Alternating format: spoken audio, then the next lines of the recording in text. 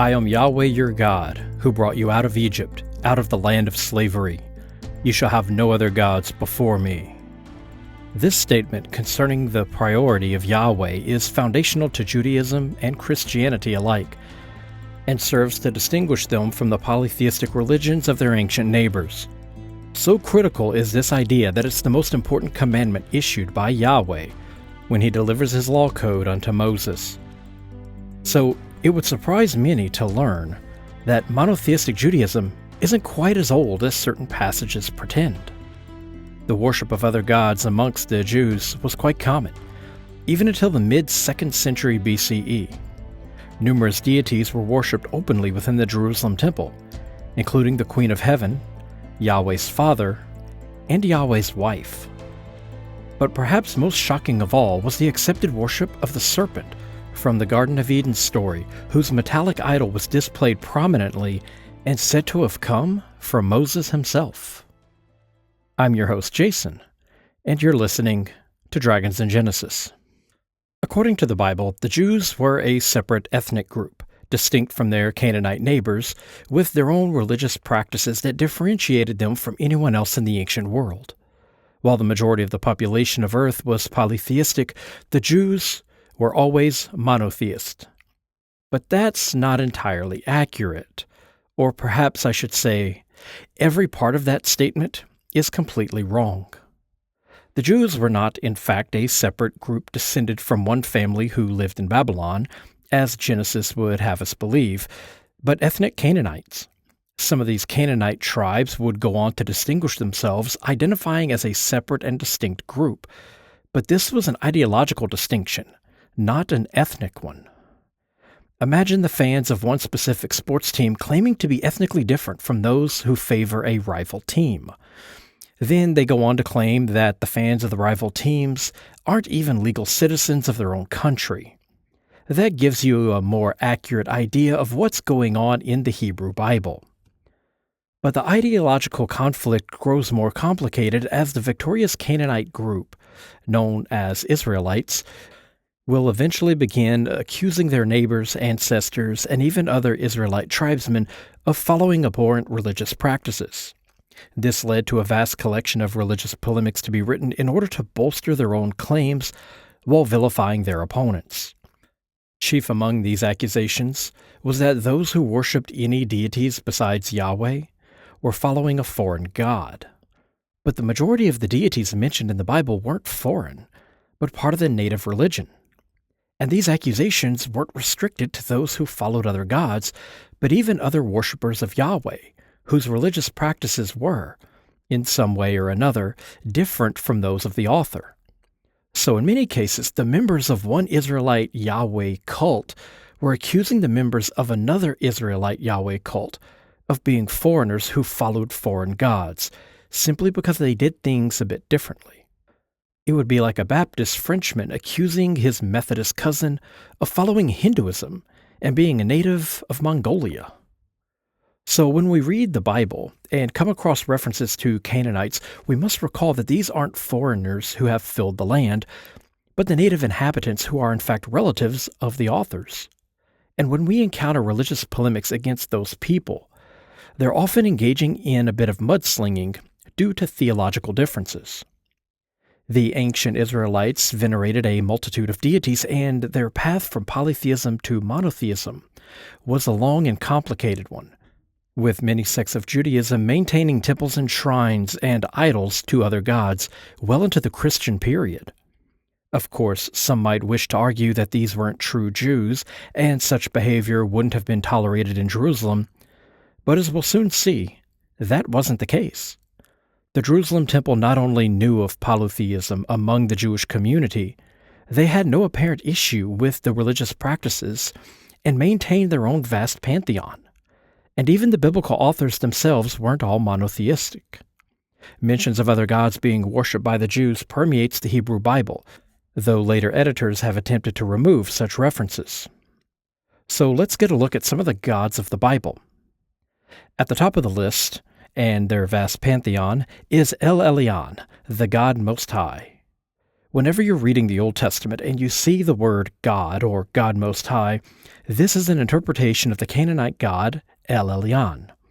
He was the great father of the Canaanite pantheon who fathered 70 sons with his wife Asherah, whom we'll meet again later. Among their many children were Mot, the god of death, and Baal, a god of storms, grain, and land fertility.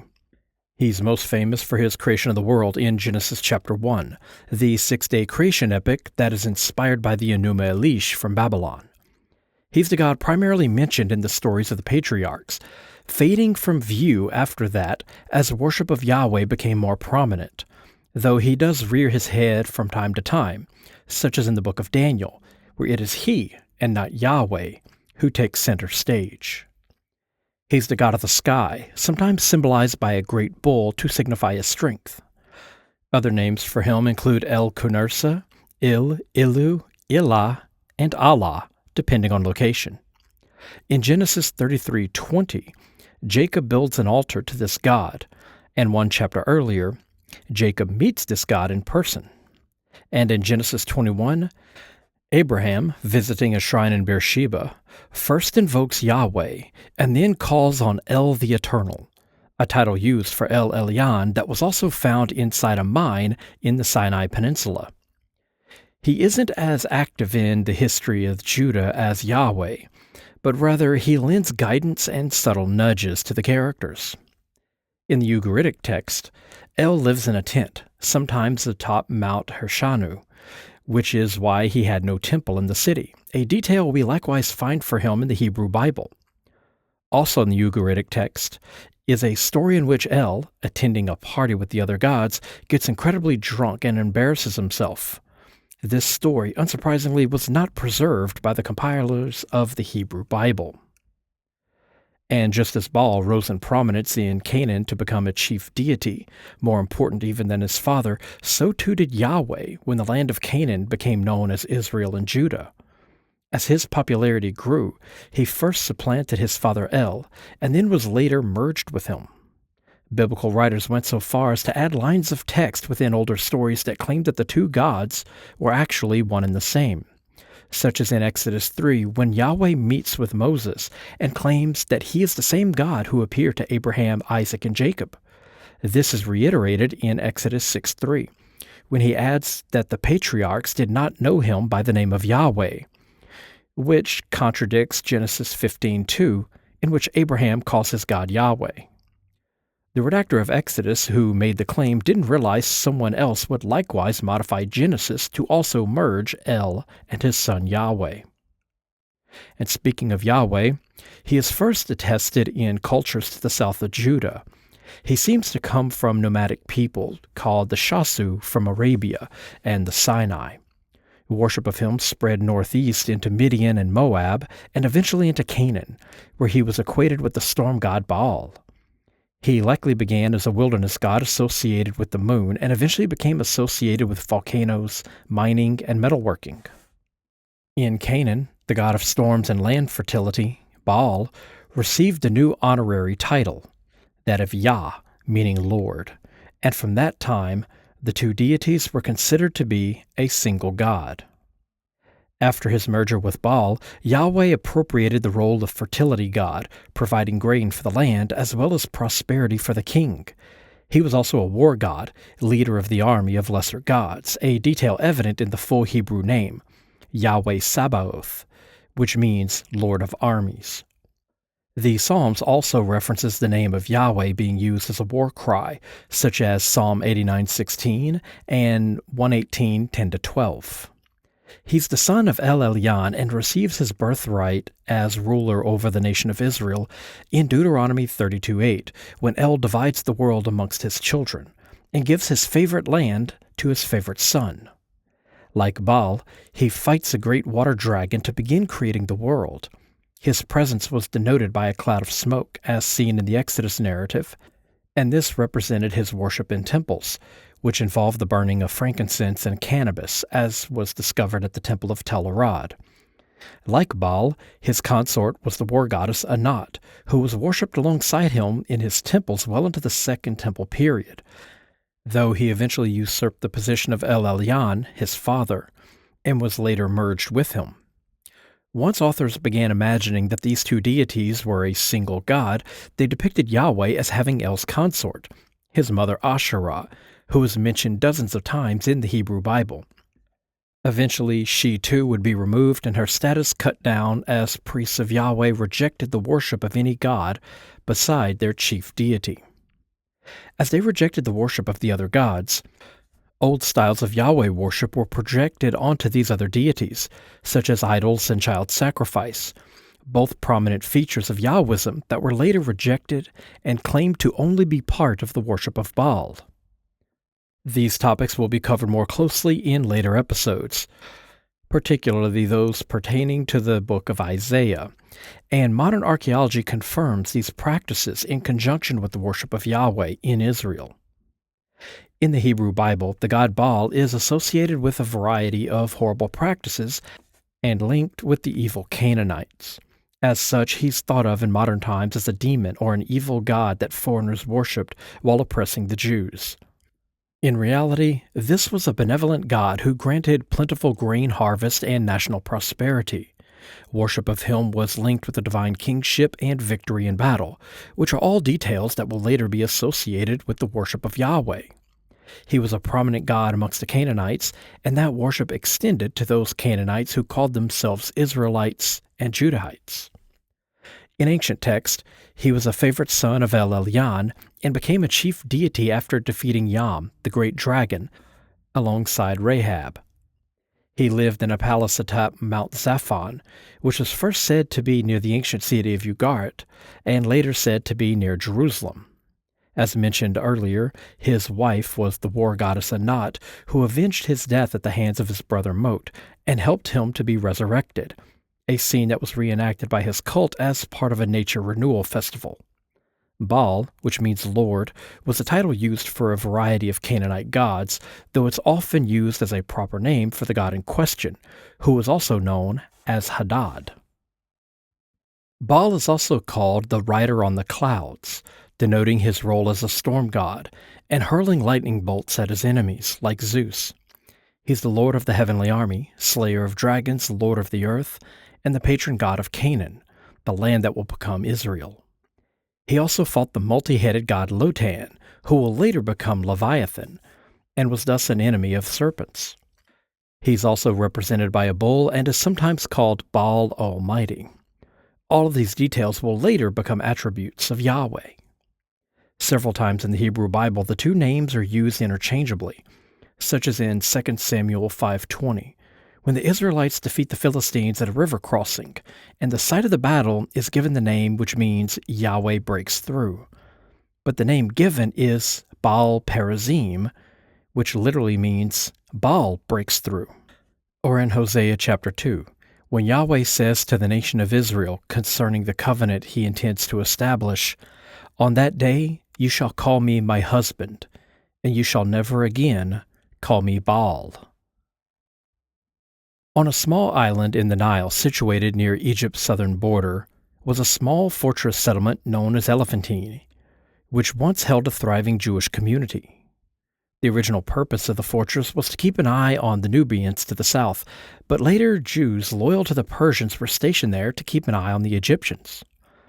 In their settlement, they maintained their religion, worshipped at their own temple, and remained in contact with the temple in Jerusalem. Mind you, this was at a time when, according to the Hebrew Bible, no such temples were allowed to exist, and all the Jews worshipped a single God. But that doesn't seem to be the case. Not only did this temple exist and was allowed to exist by the temple in Jerusalem, they openly worshipped other gods. Most notable for the purpose of this episode was the goddess Anat. Anat was a Canaanite goddess, though she may have originated in Mesopotamia with the Amorites. Her worship spread west into Canaan and later Egypt, likely brought there by the Hyksos, where she became known as Anath, and was worshipped prominently in Tanis. Originally a consort of Baal, she's depicted as a woman wielding curved swords and wearing the severed heads and hands of her enemies as decoration. She would become associated with the Greek goddess Athena due to their similar attributes, and she was sometimes symbolized with a crown or wings. which might lie behind Malachi 4:1, in which we read that the Son of Righteousness will arise with healing in her wings. Later translations will insist that the pronoun should be his, but the original Hebrew word is the feminine, not masculine. This would parallel stories in which Anat protected and helped to restore Baal, just as Yahweh would later be restored following his battle with the sea dragons. Eventually, Anat and Astarte would be merged into Asherah and thought of as a singular deity, just as Baal and El are merged into Yahweh. She, like her brother and consort Baal, or Yahweh, lived atop Mount Zaphon in western Syria. She wielded a sword and a bow, though was sometimes depicted with a spear and a shield in Egypt. In Canaanite mythology, she's a fearless warrior. When Baal wishes to build a permanent dwelling for himself, as Yahweh will later do, he is refused, prompting Anat to argue with Elyon on his behalf and eventually enlist Asherah to serve as a mediator. Later, when Mot, the god of death, kills his brother Baal, it is Anat who reverses the situation. She confronts Mot and slaughters him, slices his corpse up with her sword, and burns him to ash, and then grinds the ashes with a millstone before feeding them to the birds. Though she doesn't play an active role in the Bible, she does appear in theophoric names, such as Shamgar ben Anat in Judges 3:31, Beth Anat in Judges 1:33, and Joshua 19:38. And of course, she was worshipped in the Jewish temple to Yahweh in Elephantine as his consort well into the 5th century BCE. This temple was in frequent communication with the temple in Jerusalem, and despite their blatant polytheism, the Jerusalem temple took no issue with these practices. And speaking of goddesses, did you know that God had a wife? Elyon, the God Most High and the father of the Israelite pantheon, had a consort named Asherah, and with her they spawned 70 gods who would each become the patron deity of a nation. We see a reference to this in Deuteronomy 32:8 when Elyon divides the world up amongst his sons and gives Israel to Yahweh. She's a mother goddess associated with fertility and was among the most revered deities in Canaan and later Israel. She's associated with lions to symbolize her strength, and serpents to symbolize her abilities with healing, though her most recognizable icon is that of a fruit tree, a symbol of her fertility, and one that we first encounter in the Eden story. Worship of this goddess was prolific in ancient Israel, but eventually fell out of favor. Sacred trees and decorative poles associated with the worship of Asherah appear frequently in the Hebrew Bible, especially in Judges, Kings, and Chronicles. As Baal became more prominent within the pantheon than his father El, he supplanted his father's role as king of the gods. With this, other details of El's story and role were attached with Baal, including Asherah as his consort. And like so many other details in the life of Baal, this too became the case with Yahweh. Though all good things must eventually come to an end, and reformers began to expunge her worship from Israel, as we find reference in the book of Deuteronomy. They even demand the removal of her sacred poles and forbid anyone to erect them inside temples to Yahweh, though this practice continued for quite some time, as archaeology confirms. Though even as she was removed from the temples, her presence remained. She became known as Lady Wisdom. She's featured prominently in the book of Proverbs, including a reference in chapter 3 in which Elyon and Asherah together create the universe. Eventually, she would become known as the Holy Spirit. She also lives on through human characters such as Eve, the mother of all living, who is a euhemerized version of Asherah, as well as the city of Jerusalem, which is frequently said to be the bride of Yahweh, and was, for centuries, associated with the worship of the goddess. Though perhaps her most famous depiction was when she was recast as a young Jewish girl who was married to a carpenter and gave birth to a Savior God. In the New Testament, Asherah was given new life as Mary. In the Gospels, her consort and the father of her child is none other than Elyon, and together they create Yahweh the Savior, the literal translation of Jesus the Messiah. She serves the role as mother and queen and the Lady of Jerusalem. And in non-canonical Gospels, her story further mirrors that of Asherah. According to the infancy Gospel of James, Mary spun wool to create the new temple veil. During this task was when she was visited by an angel to announce her pregnancy, leading to the abundance of early Christian icons depicting her holding a spindle of red thread. Both the red fabric and the spindle are symbols of Asherah. There's a great deal more on this topic, but for that, I'd suggest listening to episode 39. According to 2 Kings 23:13, King Josiah ordered the destruction of hilltop shrines dedicated to Ashtoreth, Shamash, and Milcom, giving us 3 more gods in a single verse.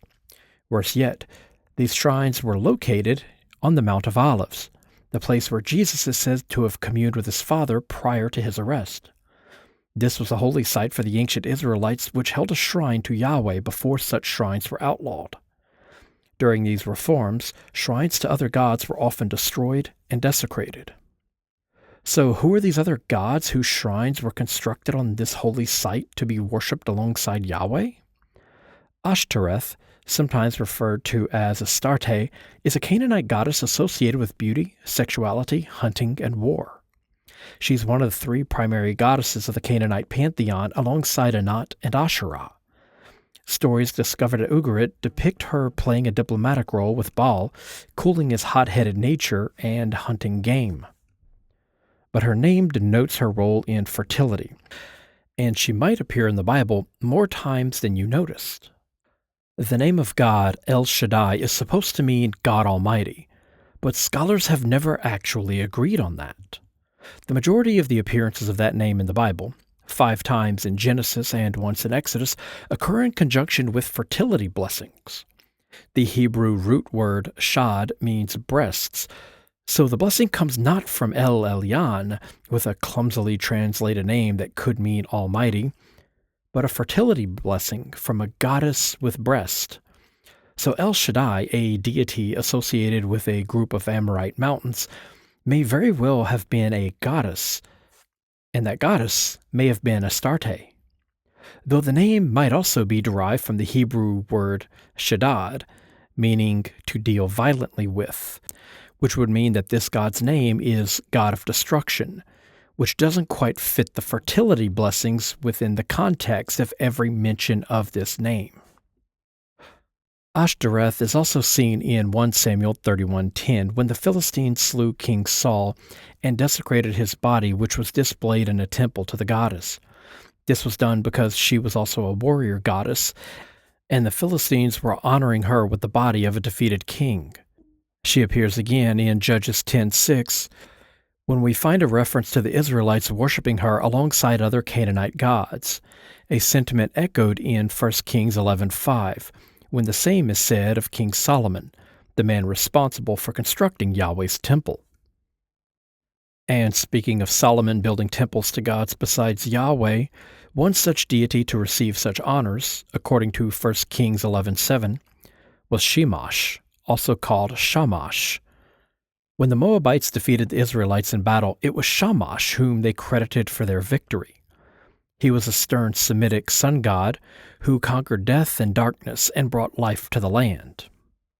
In Jewish tradition, the Hanukkah menorah holds 8 candles which are lit during the 8 days of the holiday, but set apart from them is a 9th candle, which is used to light those other 8 candles.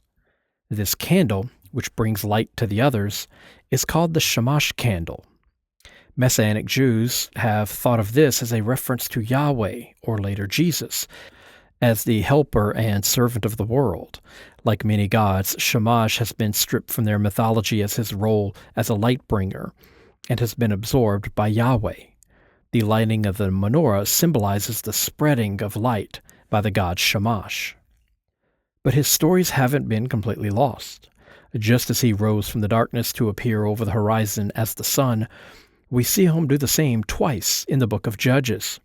First, he steps through a stone archway that he moved to a hilltop early in Judges chapter 16, and again at the end of the chapter, when he rises from the underworld to destroy the temple of Dagon and overcome the power of the moon.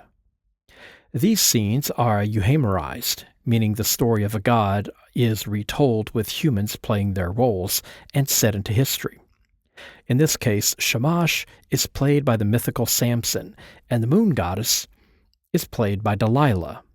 In fact, most of the stories of Samson concern the acts of a sun god, like scorching the wheat fields or burning the ropes that are meant to bind him. Even his hair, the symbols of his power, represent the light of the sun. Shearing it and blinding him represents the sun's descent below the horizon. This is why his hair returns when he is brought up from his cell, symbolizing the return of the sun at dawn. And speaking of the Temple of Dagon, we come to one of the least understood gods in the region. Part of this is due to ascribing the roles of the deity based on a poor understanding of his name. In the medieval period, he was equated with fish and the sea, like a Semitic Poseidon, because his name was similar to the Hebrew word for fish. This led later archaeologists to conclude that depictions of Wanus, a Mesopotamian fish god, were in fact depictions of Dagon. This would be popularized by the horror author H.P. Lovecraft and would permeate pop culture to this very day. But Dagon wasn't a fish god or even associated with the sea. Rather, he was a father god who was also linked with national prosperity and the divine kingship. In some stories, it is he, not Elyon, who was the father of Baal, and was even called Lord of Offspring. And as father of the pantheon, this made him perfect for the role of the divine king, as he appears to bestow authority on kings as early as the 3rd millennium BCE. The role of any king in the ancient world was to bring prosperity and fertility to the land, just as Dagon was said to have done as he contributed to the grain harvest. According to the Bible, his temple in Ashdod was destroyed in the mid-2nd century BCE during the Hasmonean Revolt, which causes a bit of an issue with the dating of that particular section of Judges 16, when Samson is said to be responsible. It's possible that this verse was added as late as the 2nd century BCE, though it's also possible that the worship of Dagon in Ashdod was more of a polemic against the residents of that city, and that no such temple ever existed, as there's no extra biblical evidence of such a place or even a reference to the temple by any non-biblical sources. He's referenced several times in the Hebrew Bible, and never in a flattering manner.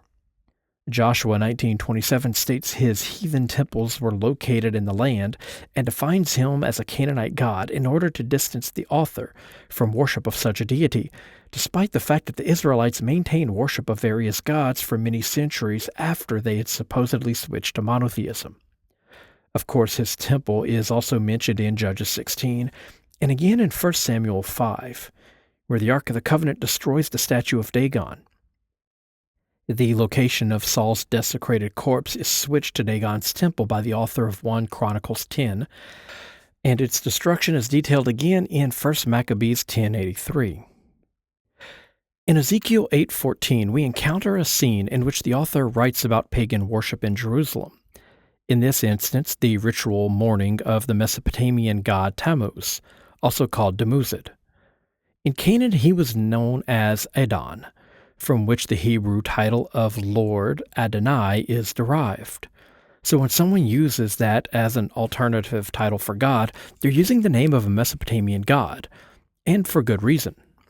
Like Jesus, Tammuz was a dying and rising god who descended into the underworld, only to return to life for the renewal and revitalization of the world.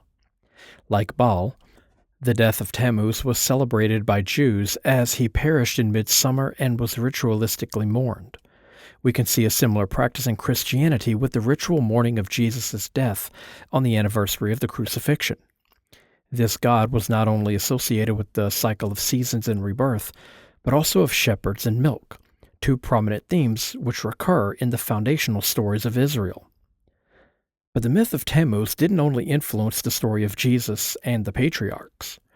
In one poem, the goddess Anat is being courted by Enkidu, a god associated with agriculture. At first, she's pleased with him, but along comes Tammuz, the shepherd, who gradually dominates her attention as he offers gifts which are preferable to those offered by the farmer. Eventually, the goddess comes to accept Tammuz's attention and rejects that of Enkidu. This tale of a shepherd and a farmer competing for the attention and acceptance of a divine figure will find its way into the Genesis story, the account of Cain and Abel, though this time with a murderous twist. Erotic poems detailing the romance between Tammuz and Inanna will come to influence Hebrew poetry, such as the Song of Songs. Small gardens planted in honor of Tammuz were common among worshippers and are referenced in Isaiah 17:10-11 and 66:17. And of course, we can't talk about Tammuz without his consort Inanna, also called Ishtar and the Queen of Heaven. Often symbolized as a lion or a woman standing above a lion, she's associated with power, fertility, love, and war. While her brother Shamash is symbolized with a sun, she's sometimes depicted as an 8-pointed star. Though not mentioned directly in the Bible, her Western counterpart, Astarte, is mentioned by name, as previously noted. Jeremiah 7:18 mentions the Jews worshiping the Queen of Heaven, making bread cakes, and pouring out libations to her. And Proverbs 8 mentions her as the Lady of Wisdom. Her Canaanite counterpart was the patron goddess of Jerusalem for centuries, and she was said to work alongside the creator of the universe to help form the world at the beginning of creation, before the stars were even made. Perhaps her most famous story is that of her descent into the underworld to rescue Tammuz.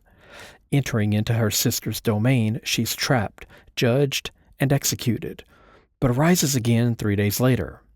This poem, called The Descent of Inanna, was plagiarized by early Christians to be used to speak of the descent and resurrection of Christ in a book called The Ascension of Isaiah. She also appears in the Epic of Gilgamesh, another tale which was familiar to the biblical authors, where she proposes to the titular hero, but is rejected. This angers the goddess, prompting her to unleash a great chaos monster, a mighty bull, which is similar to Behemoth of Hebrew mythology, and it kills Gilgamesh's best friend, Enkidu. In many ancient myths, there's a story in which a young storm god battles opponents from the sea in order to rise in the pantheon to become the chief deity. In some cases, these were dragons, but originally, they were simply rival gods and goddesses who would later be recast as monsters. One such story involves Yam, a god of the Mediterranean Sea, who, according to the Baal cycle, was favored by El, the father of the Canaanite pantheon, until Baal set his sights on the promotion. The rivalry plays out in the first 2 tablets of the Baal cycle, and ends with the storm god defeating his rival Yam, symbolizing his victory over the sea. The battle ends with Baal using 2 magical weapons to slay Yam, drags him out, and dismembers his corpse. As we'll see during our study of the Bible, many stories and details of Baal will be appropriated by Yahweh, including his feud with Yam. His struggle with the gods of the sea lie behind Psalms 14, 46, 68, 74, and 89, as well as mentions in Isaiah 51 and Jeremiah 5. But it's in Job 7 where Yam gets a direct mention alongside Tannan, another god from the Baal cycle, who was a servant of Yam. The myth of Baal defeating and dismembering Yam also influences Yahweh's struggle with Leviathan, whom he likewise clubs to death, hooks, and drags onto shore in order to dismember. When it comes to storm gods battling the sea, whether you're Marduk, Baal, or Yahweh, your job is to attack, defeat, and destroy the unruly waters. And speaking of monsters, there's perhaps no monster more recognizable than the serpent in the Garden of Eden, though his role and origins are a bit different than you've likely been led to believe. According to the story most pastors have presented from the pulpit, the serpent was Satan, and he deceived the first humans, lying to them to encourage disobedience. But this deity did no such thing, nor was he said to be the devil. That character didn't even exist in Hebrew mythology when Genesis was being compiled. Rather, we have a deity named Nehushtan, who was a guardian of the tree of life and protector of the food of the gods, which granted them immortality and divine wisdom. When the humans were deceived by Yahweh, who told them that eating the fruit would kill them that very day, the god Nehushtan informed them that would actually open their eyes and grant them access to divine knowledge, which is exactly what happened in the story. But who was this God? In Numbers 21, the Israelites invite Yahweh's wrath, and he sends seraphim, divine hitmen, to attack the people with burning venom. But the Israelites erect a bronze idol of Nehushtan and pray to it. You see, Nehushtan, along with protecting the holy garden, was also a god of healing, and his symbol, that of a serpent on a staff, was considered to be a powerful charm against poison and injury, just as the staff of Asclepius is said to be, which is why that symbol decorates the doors of ambulances. When the Israelites prayed to Nehushtan, they were healed. According to the Hebrew Bible, the staff was then displayed in the Jerusalem temple. This was an ideological tale for the presence of the Nehushtan idol, just as Moses and Aaron's staves, which also represented serpents, were. But later, such idols and rival gods were no longer allowed in the temple, even if they had once been linked with Yahweh worshipped and carried by high priests of his cult, so they were cast out and destroyed. We could do this all day long, covering god after god that the Bible acknowledges, such as Tardak from 2 Kings 17:31, an Assyrian god symbolized as an ass and possibly a god of darkness, or Abaddon, the Hebrew version of Apollyon, a Greek god of destruction, mentioned in Job 26 and Revelation 9, as a servant of Yahweh who brings destruction at his behest on the day of judgment. There's also Milcom, the Ammonite national deity in 1 Kings 11 and 32, who was once worshipped alongside Yahweh in Jerusalem. In Acts 14, Barnabas and Paul are equated with Zeus and Hermes. Zeus's offspring, Castor and Pollux, are referenced in Acts 28, though they're not actually present there, but as figureheads on a ship. However, they are referenced in Mark 3:17 as James and his brother John. Parallels of Castor and Pollux are called the sons of the Thunderer, a reference to their father Zeus. And of course Artemis in Acts 19:27, bringing our total count of gods in the Bible up to 20. But that isn't even half of the gods that are found there. There's Beelzebub, Melkart, Mot, the enemy of Baal, Marduk, another of Yahweh's counterparts, Baal-berith, Rephan, Adremelech, Amun, Anamelech, Ashima, Gad, Horan, Nabu, Nergal, Nibhaz, Ninurta, Nishrach, Kos, Resheph, Shah, Yarek, and Rimmon. And if you're an astute listener, then you might be wondering where on that list is Moloch. Moloch appears 8 times in the Hebrew Bible, such as in Leviticus 18:21, 20:2-5, and 1 Kings 11:7, always in relation to a specific type of sacrifice, that of offering a human to be burned alive, usually a child.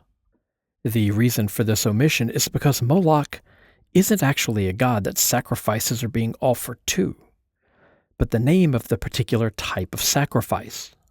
In other words, they were not offering a sacrifice to Moloch, but offering a Moloch sacrifice to another god. According to 2 Kings 23:10 and 16:3, these were offered in the Hinnom Valley near Jerusalem, where, according to Isaiah 30:33, these Moloch sacrifices were offered not to some foreign god, but the children were being burned alive as offerings to Yahweh, as he had commanded them to do in Exodus 22:28. That's going to wrap it up for this episode.